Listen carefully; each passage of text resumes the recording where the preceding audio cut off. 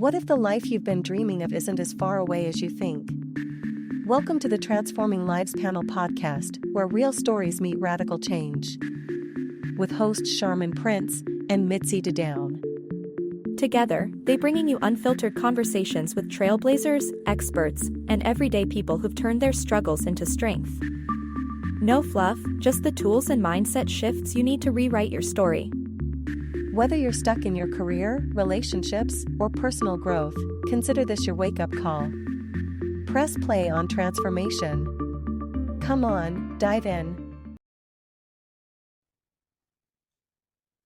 Welcome to the Transforming Lives Panel podcast, to another episode. We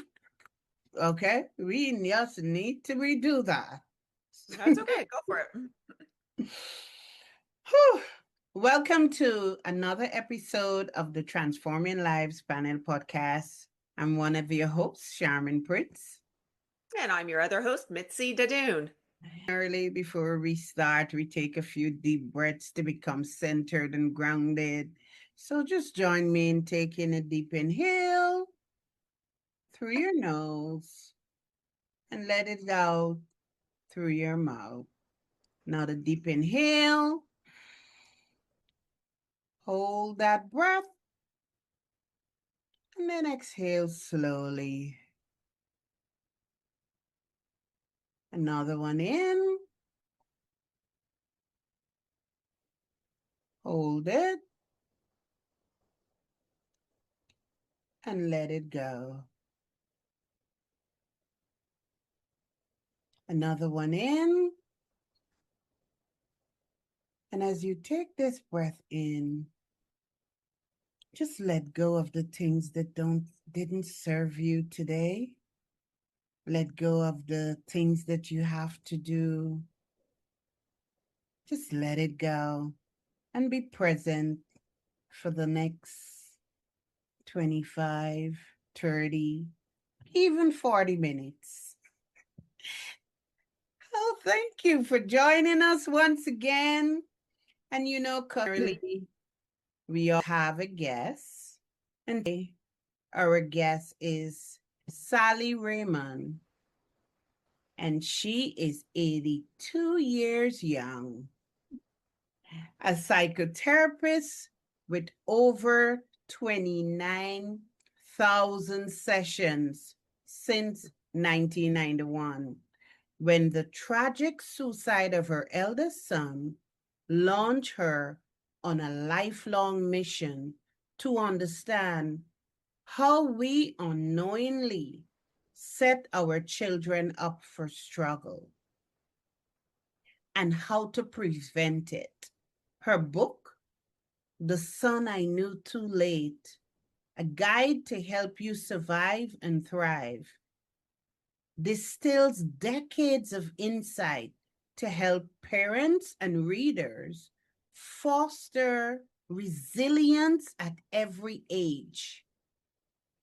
A late bloomer, Sally earned top honors at UCSB in her 40s, modeled in her 50s, and starred in an award-winning documentary in her 60s.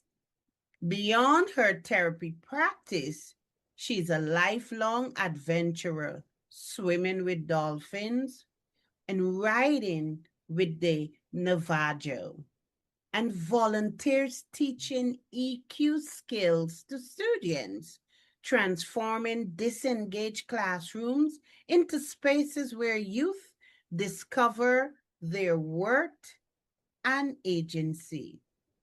What a beautiful bio. Welcome, Sally. Is there anything you would like to add? Hi, Sharmin. Thank you for this great honor. I really appreciate you and Mitzy being here for me and for what I have to say. I really want to make my life better in the world, and that's all I care about at this point in my life. So thank you. Let's start with your book, The Son I Knew Too Late, And it hints a painful insight. What's the one thing that you wish every parent understood before crisis strike? That's a great question. What I had to find out the hardest way possible. Too late for me, but not too late for everyone else, is what each age of life, if there's a core issue, and if we don't know what it is or lead to it, we are unknowingly setting our children up for failure. And so I wish every parent knew what I had to learn the hard way by my son's loss, so that you can know what to do better. And that is to know what is the core issue from birth on. And it keeps rotating through a sequence of 8 stages from birth to old age. And if you don't know what the core issue is, you are really at a deficit, and your children are too. And so that is exactly what I think everyone really needs to know. And that's what my book is centered on giving. Sally, what are those 8 stages? Okay, well, there's infancy. And in infancy, the most important issue from the birth, from the moment that baby comes out of the womb, is trust. Can I trust you? Can I trust the world? Can I trust my body? Am I okay? Am I safe? That's the most important thing. And that's really important that parents know that that's the first stage where, and trust is the most important issue in life. Because if you can't trust, what do you trust? What do you know? And so if without trust, you're setting children up for failure. The second stage is called autonomy versus shame and guilt. And you're just beginning to move around. You're being able to move and get to places that you could never get to before. And it's important that children can actually, you can actually support your children in getting to safe places where they can go and play or check things out. And so that they can feel that they have personal autonomy. They can actually move on their own and do things on their own. And that's, also when toilet training comes into play. And so succeeding at these little things that are so big at the time are really important. And then, and if you don't get that, that's when the child falls into shame and guilt. And shame is, I'm bad. I'm no good. And that's a terrible feeling. And it's very, very dangerous for a child or anybody to feel shame. That's where we kind of just shut down. And there's more. There's the third stage is initiative, taking initiative, deciding I would like to try to bake something. I would like to go over to a friend's house. I would like to do something on my own. So, finding out that they have agency is really important in safe, within safe, in a safe context. Of course, you want to make sure the context is safe and that they aren't going to do something that is going to fail. You want to set them up for success. And then the fourth age is in school, and that's about industry versus, inferiority, and feeling I can learn, I can do things, I can make friends, I can, this is really important. And if we don't lead to these things and say, yeah, do this, it's going to be good, but always within what they're capable of, and lead to it, support it. And then there's in adolescence, it's about identity versus identity confusion. And it's like you're trying to work with your peers and find out who you are within your peer group, and learning that you matter and that you can do things, and you have a personality, and you find your people, and you find your position, what you want to do with your life. And the next stage after that is intimacy versus isolation, finding love, finding someone, people that you feel affiliated with, that you can work together with. All of that is really, really important.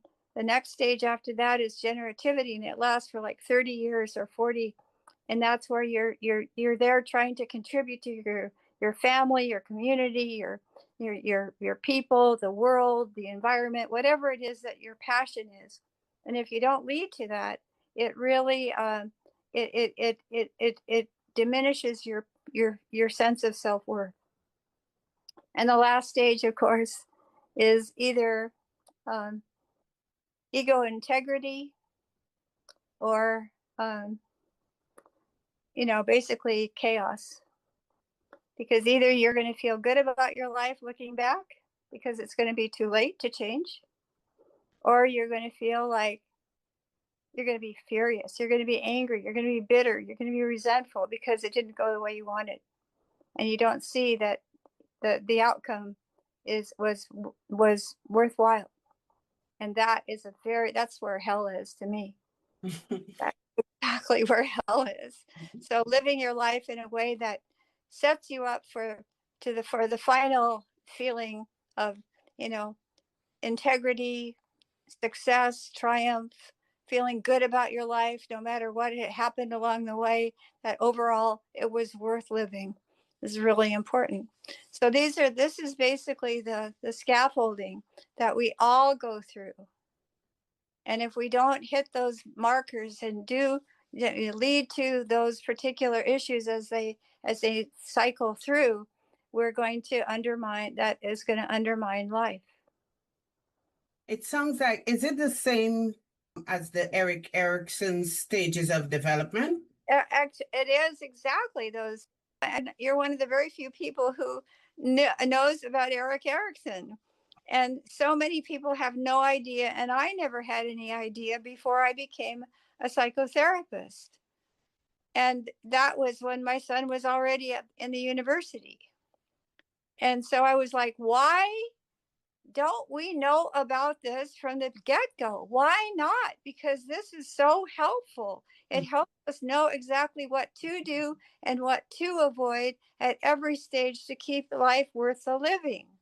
And so I have the stories which shows where things went awry for him, and he was being hollowed out as he was just looking like a rocket ship going straight up. He was being hollowed out the whole way, and I didn't see it. Wow.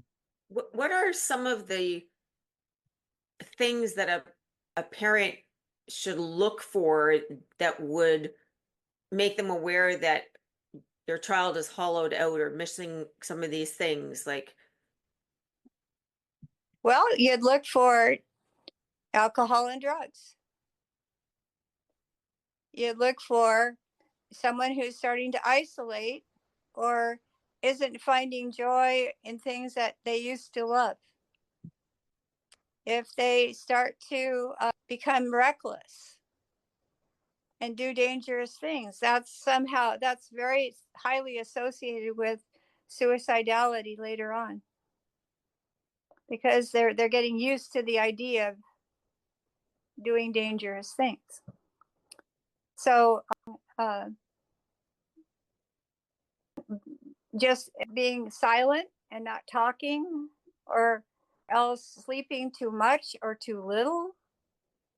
These are all signs that people could be, considering suicide. And also one of the most important signs is if they've been depressed for a long time and all of a sudden they seem happy, all of a sudden they seem like they're free, they're okay. It's not a good sign. It often means they've been depressed and they finally thought about, I'm going to just take myself out. And once they've made the decision, they can feel much relief and seem almost delighted and happy and normal.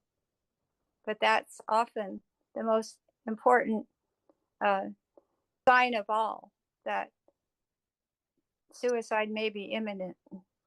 so how would one know if somebody had sort of gone through it and was actually feeling better about themselves and had come through the other side, so to speak, versus pretending or having made that decision to take their own life.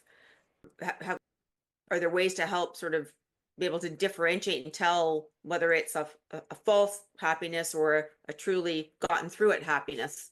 If they've been really seriously depressed for a long time and all of a sudden seem like they're free and light, that's a very dangerous sign. What I tell people is that early on, when they're young, talk about the fact that sometimes we get really depressed, we really get sad, that things that can really seem hard and really scary, and sometimes we just don't want to live anymore sometimes. And if that happens, you need to talk about it. You need to bring it up. And I would say, and if you don't bring it up, I will. If I notice something wrong, I'm going to say something because I want to know if you're okay. And if you're not, it's really too important to get help because you deserve, and I only want the best for you. I want you to have a fantastic life. And when I see something going wrong, I'm going to say something. So just expect it and know that I'm just here to help you work through whatever it is that you're going to be working through and get the help you need if you need help, and that to make sure that you have a life worth living and that everything is going to go well, because that's what I want for you and that's what you deserve. Sally, I want us to go back to Erickson's stages of development because oftentimes, and as you said, it's not a popular thing that you would walk into a pediatrician office and see a chart. No. I believe that very first stage is so important, where there is trust versus mistrust. Because I think everything starts from there. Because once the child does not trust the parent, mistrust leads to other things. Correct me if I'm wrong, it would be kind of impossible for the child to switch from the negative aspect of mistrust to autonomy. Yes. Right? So can you encourage or talk to our parents about the importance of that chart and how much it can support our lives? Oh, yes. It's really a roadmap for each individual to realize these are the core issues that we don't recognize, we don't have words for, we haven't talked about. And that's why there's been no chart. There's been nothing like that. And that's what I have put into the book on purpose, so that my son's stories can be arrayed within each stage, and you can see exactly what happened at each stage to have him go into the negative instead of the positive. And I didn't see anything happening because it was inside of him. And he didn't know he didn't have any words for it either. And so giving us words gives us power.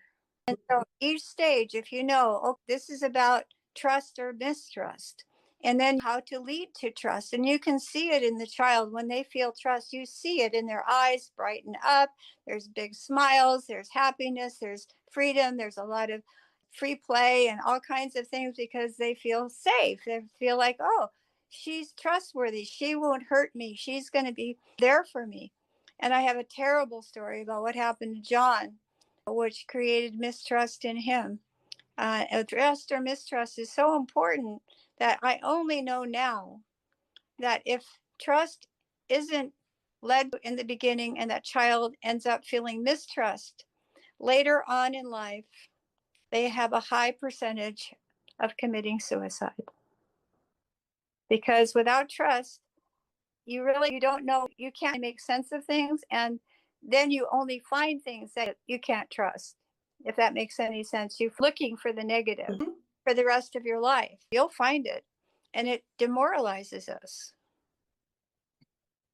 It's it, Those situations where trust was broken by a parent. I mean, unfortunately, kids that were put up for adoption felt trust was broken, or one parent abused them, but the other one didn't, or circumstance like that. So, how can one help a child recover from someone else breaking that trust at such a pivotal point? You're right. That is such an important point, Mitzi. And there's two things that we all do. There's called primacy effects and recency effects. And primacy effects are the first things that happen, and they're like mistrust, learning mistrust because of its parents, either innocent or on purpose defaults. But as we grow, there's something called recency effects, and that's what people are like as you go through life and you evolve through people and teachers and social situations and everything. And a lot of people who basically prove that you can trust them, you can overcome that little by little. So it's really possible. That's what healing is all about, is giving them what they didn't have and giving it in a way that embeds the opposite of mistrust, which is trust. Yes, I could trust this person. Yes, I can trust that person. The more you can do that, the more you are overcoming that terrible, terrible beginning and that horrible legacy. But it's still there, but you can lap it over with by our behavior and how we treat people. Sally, only today I was speaking to a 16-year-old who has been exhibiting confusion. And I know that's the stage of identity versus confusion. And her mother, of course, took her to the doctor, and she told the doctor that she was suicidal. And now she's in the psychiatric ward. Having a conversation with her, and it's all about the confusion of identity. She is in that stage, but instead of the positive aspect of the stage of identity, where she's confident in who she is and what she is, there is this high level of confusion. And this was the last thing I expected to be discussing on this episode. So it is so real. And what encouragement can you give to parents who are listening to help them to go look for a chart? And Yeah, it's online, but I have my own version of it is what I've kind of just tinkered just a tiny bit because it's so good. It's in my book, and on the first, basically the first page, and you really study it, it will give you to do and what not to do at every stage to keep life worth living and help people just continue to become more and more resilient, more empowered, more clear, and more sure of themselves. But we've never had that distributed through the whole world. And so it's been a random function, whether you hit it or not, and you have no idea whether you did or didn't because you're not aware of it. And this is a terrible lapse in parenting, because this is the one thing we've needed to have and we never had.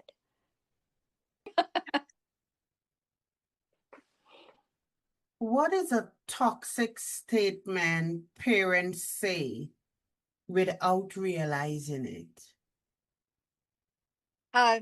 You'll be okay. Mm. Those were the last words my ex-husband said to my son when he got the call. He just said, "You'll be all right," and hung up on him. what should be a parent or an adult response to a teen when they say, nobody gets me? Talk to me. I want to understand you. And finally, what's your proof that life gives second chances? Life is an emergent process. 1 and 1 don't make 2. 1 and 1 make 3. You can't predict what is going to happen from one moment to the next.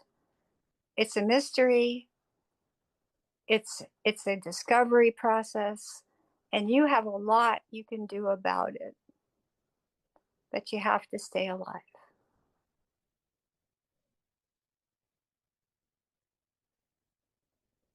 Wow. Thank you. Thank you so much, Sally. This has been so emotional and thought-provoking, and I think it will really help so many people who kind of feel there's something wrong, but they just don't know where to start or how to. Your book and the information from Erik Erikson, this is, as you say, something that you have the baby and it should kind of come as the next thing is, here's your starter manual. And thank you for sharing such a personal and difficult situation so openly so that others can hopefully prevent something similar from happening. Yeah, that's my whole point. That's exactly what I'm trying to do. I mean, I can't bring John back, but I can sure tell you he taught me so much. He taught us all so much because you've shared. That's my hope. Thank you. Mitzy, you're great. Sharmin, you're great too. Thank you so much. If today's episode sparked something in you, don't let it end here. Change starts with action. Hit subscribe and join our community of life chasers. We want to hear from you. While we don't have social media, you can connect with us through our personal YouTube channels. Share your biggest takeaway and let us know how you're transforming your life. Remember, your next level life begins the moment you decide to claim it. Until next time, keep transforming.